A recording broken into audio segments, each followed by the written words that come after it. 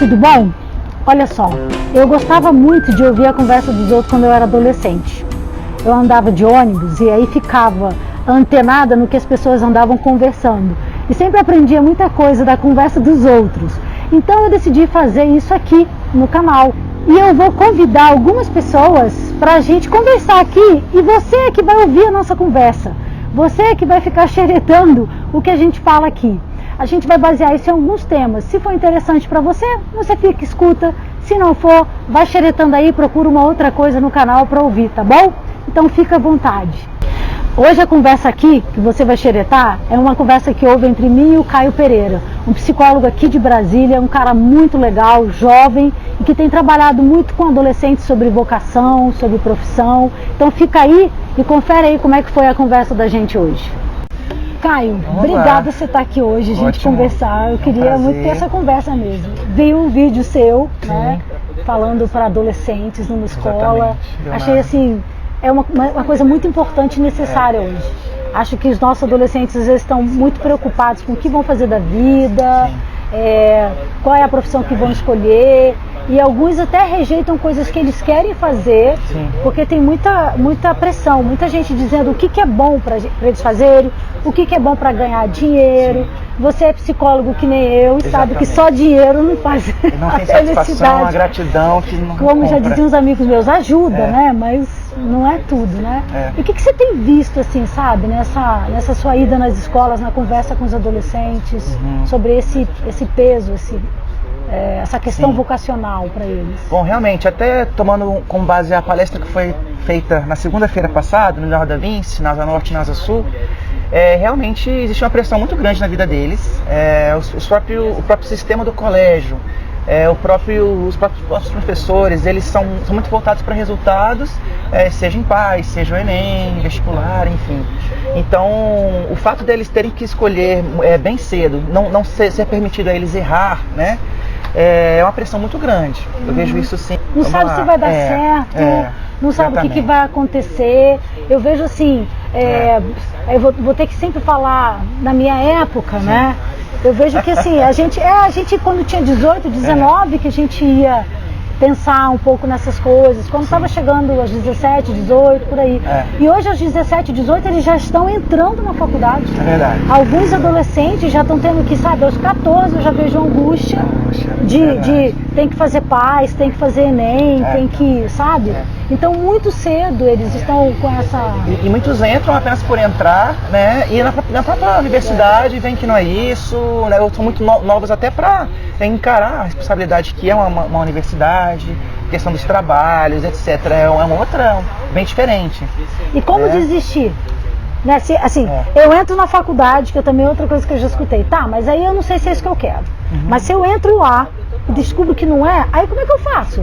Exatamente. Tipo, eu desisto, o que meu pai e minha mãe vão dizer? Muitos não se permitem, muitos se comparam com outros adolescentes também, né? Então, ou acham que estão ficando para trás, ou não se permitem sentir aquilo, acham que a vida tem que ser quadradinha, tem que seguir uma regra.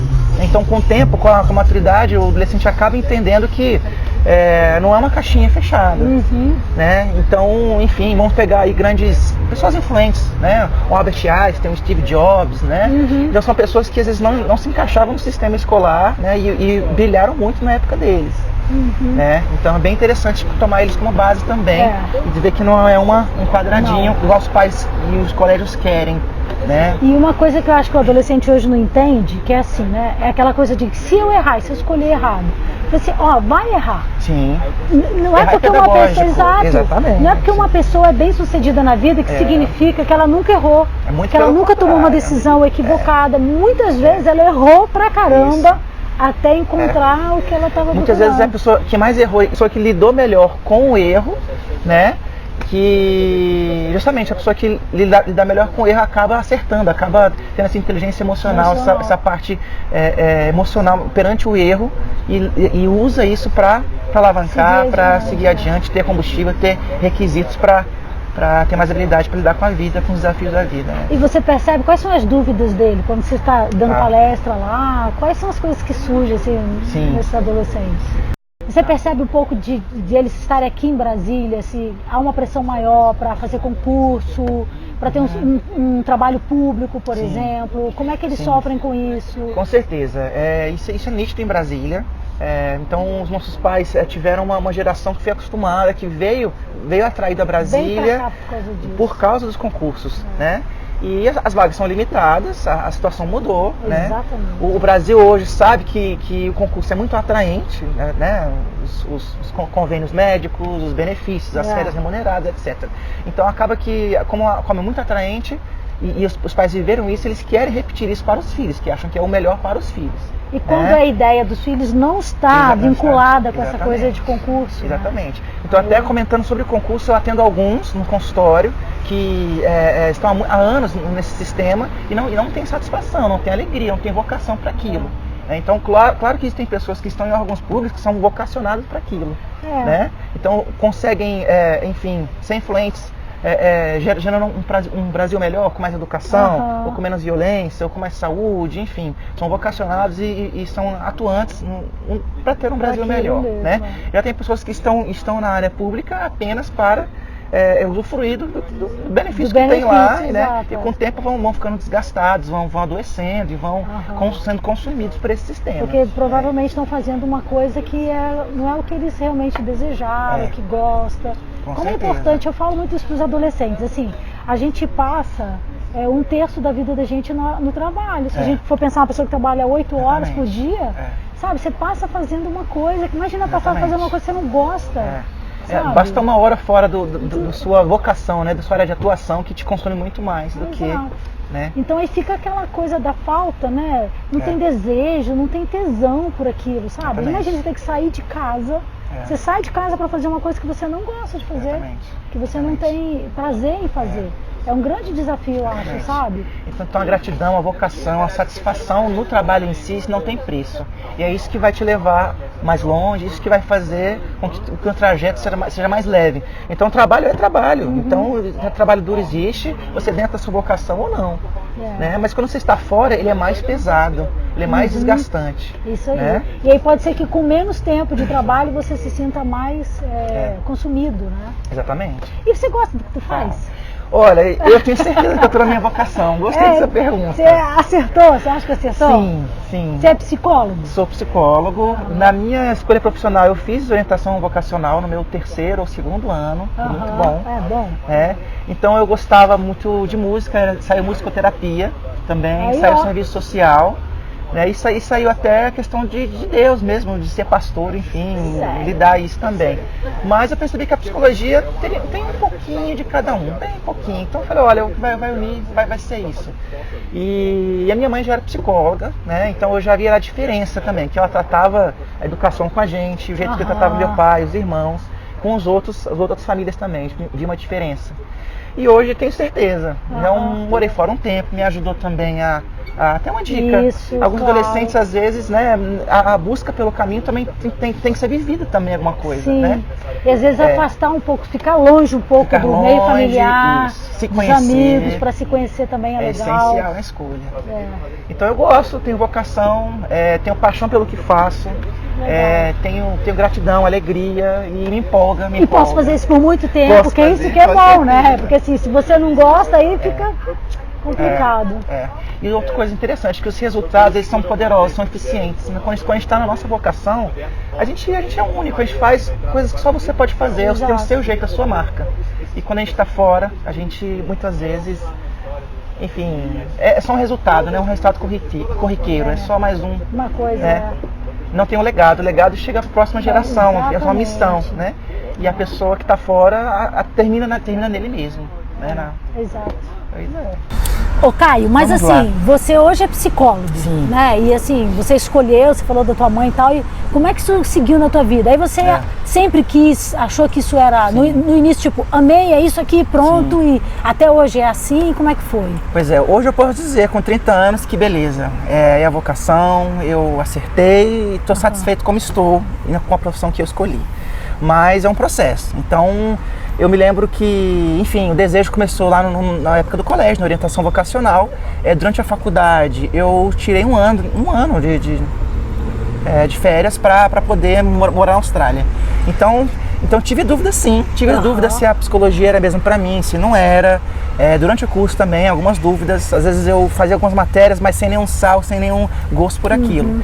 Então o que eu vivi fora acrescentou e me ajudou muito. Então foram 8 meses também trabalhando lá, construção, tocando violão na rua, enfim, sendo garçom. Você já era formado quando foi ou estava no meio da faculdade? No meio, no quarto então, quase semestre. que tu não volta para terminar. Pois é, a Austrália mexeu tanto comigo que eu voltei o ano passado para ser psicólogo lá.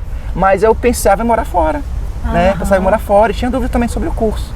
Então o que eu pude viver lá na Ásia, então o que mais me motivou? Pronto, conhecer pessoas, que tem tudo a ver com a psicologia. Tem tudo a ver com a nossa área. Então eu queria saber como é que o oriental pensava, como é que era a crença deles, as relações, etc. Então me motivou muito, muito legal. Indonésia, Tailândia, Camboja, Vietnã, China, etc. Foi muito bom.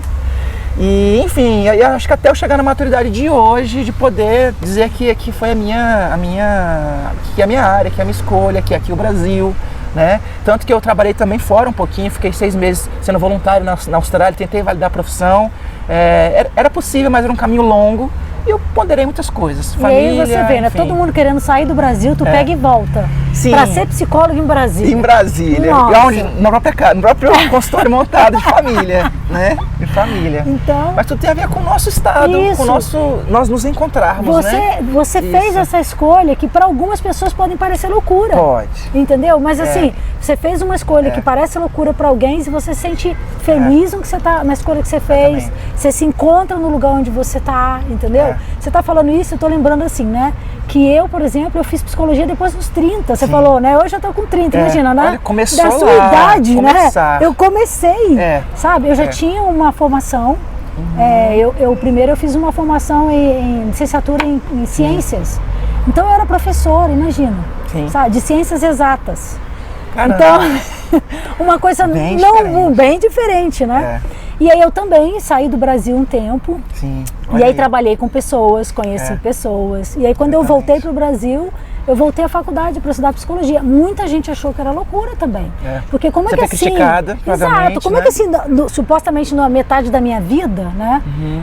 Eu resolvo fazer uma outra formação. Né? E as pessoas às vezes acham que porque eu fiz outra formação, aquela toda a primeira jogou fora. Eu falei assim, não, isso só acrescentou. Isso é uma visão que a gente tem que ter. Tem pessoas que não têm essa visão. Não tem, criticam, né? Enfim. E assim, se eu começar minha vida muito tarde, que tudo vai dar errado. Entendeu? E deu muito certo, entendeu? Aí hoje as pessoas olham pra mim, por exemplo, né? Você já é formada, tem o seu consultório e trabalha, e pensa que sempre foi assim. Né? E não sabe que como isso começou pronto, muito depois. E é isso que eu vejo nos adolescentes. Aos 17 eu tenho que saber minha vida. Eu falei, cara, eu comecei uma segunda profissão aos 30. É possível. Se permitir fazer esse caminho, né? Se permitir. E tem gente que conhece mais tarde ainda, tá? Exatamente. Eu conheço. Nós somos seres humanos, somos complexos, então a gente está sempre em mudança. A gente está sempre... Que bom que é assim. Que é assim, exatamente. Né? Nós somos seres estáticos. Porque senão, já pensou? Eu estava fadado a ter que seguir aquilo pro resto da vida, quando eu decido que não é mais aquilo que eu quero. Aí pronto, já era. Igual, por exemplo, com os animais, eu falo com adolescentes isso. As abelhas, por exemplo, tem a abelha que nasce para ser operária. Tem a rainha que nasce para reproduzir, para liderar, não é isso? Tem uma que nasce para ser guarda, mas nós não somos assim. Graças a Deus, né? Não precisa ser operário para sempre. Para sempre. E agora que você está dando palestra, por exemplo, você sempre foi uma pessoa falante, sabe assim, uma pessoa descolada, assim, que nem eu tô vendo aí, como é que é? Você sempre foi? Tá, se eu sempre fui assim, não, desenvolvi também. Com certeza desenvolvi. E inclusive o profissional que mais dá certo é o que se adapta. Então para mim está sendo um desafio também.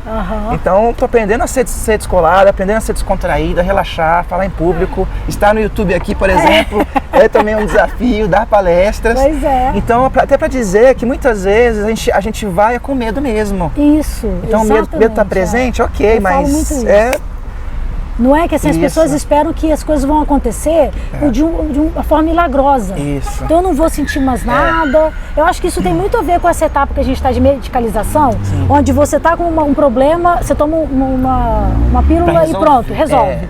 Sabe? Não é, e tem coisa na vida que assim, não vai ter pílula para aquilo, você respira fundo e vai, entendeu? E tem horas que você nunca vai sentir 100% preparado. Exato. Isso nunca vai acontecer. Podem me perguntar coisas, você não fica preocupado na hora que você está dando uma palestra? Vai vir uma pergunta que eu não sei se eu vou poder responder. É um né? desafio. É um desafio. Mas assim, a gente sabe tudo? Não sabe, Então nem nunca vamos saber, né? Vai ter pergunta que a gente não vai saber responder, vai ter coisa que a gente vai estar fora da nossa área sempre. A gente aprende a conviver com o desafio, conviver com medo, com medo presente, né? Exato. Enfim, e não deixar ele dominar.